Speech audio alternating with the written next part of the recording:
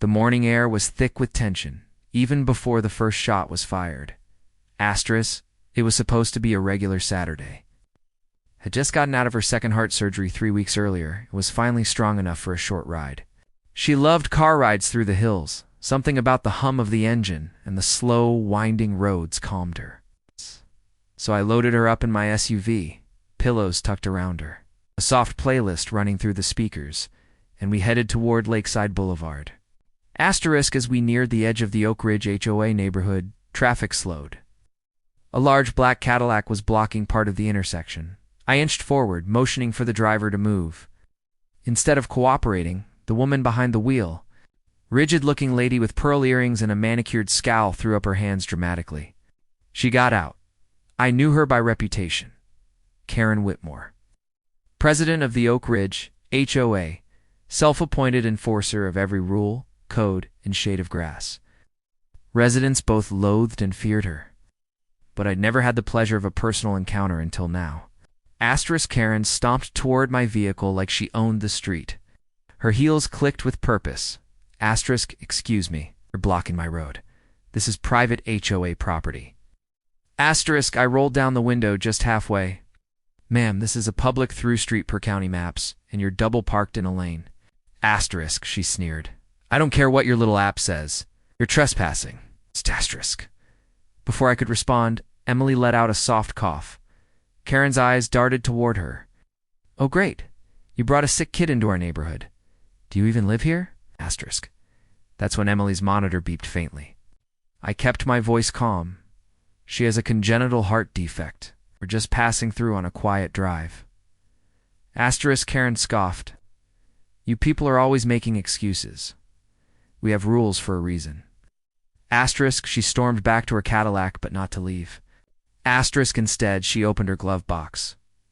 What she pulled out made my blood run cold.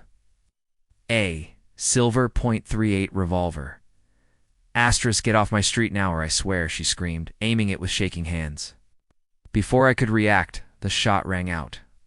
Asterisk, glass shattered. The bullet struck the passenger's side right, through the window before thudding into Emily's left shoulder. She screamed. I jumped out, gun already drawn from my belt. She didn't recognize me yet. All she saw was an angry dad in jeans and a badgeless hoodie. Asterisk, I moved fast, disarmed her in seconds, and shoved her to the ground. She was screaming about self-defense and trespassing, spitting nonsense as I radioed in the emergency. Asterisk, this is Sheriff Mason Calloway, I barked into the comm. Shots fired. Civilian child hit. EMTs and backup needed immediately. Suspect is a white female, early 50s, armed with a revolver. Disarmed and detained. The silence that followed her realization was almost deafening. You're Sheriff Calloway? She muttered, her voice cracking. Asterisk, I didn't answer. I was already kneeling next to Emily, putting pressure on her shoulder, whispering to keep her awake. Asterisk, Daddy. It hurts, she whimpered, tears mixing with blood. Asterisk, I know, baby. Hold on. Just hold on. Asterisk, the ambulance arrived within 6 minutes. My deputies were right behind. Karen tried to protest, to twist the narrative into one where she was the victim. He'd threatened me. He brought some drugged-up child into our gated community. Asterisk, but the dash cam in my vehicle had already recorded everything.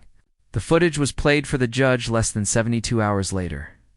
Karen was charged with aggravated assault with a deadly weapon, reckless endangerment of a child, illegal discharge of a firearm, and resisting arrest.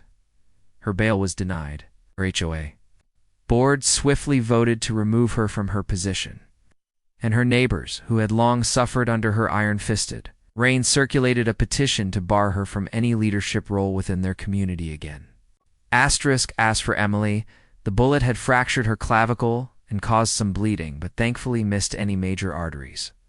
The surgeons said her heart had held strong. Tough kid, the ER nurse said. Real fighter. Asterisk, we stayed in the hospital for 5 days. Asterisk. During that time, the story made headlines. HOA president shoots child in road rage incident.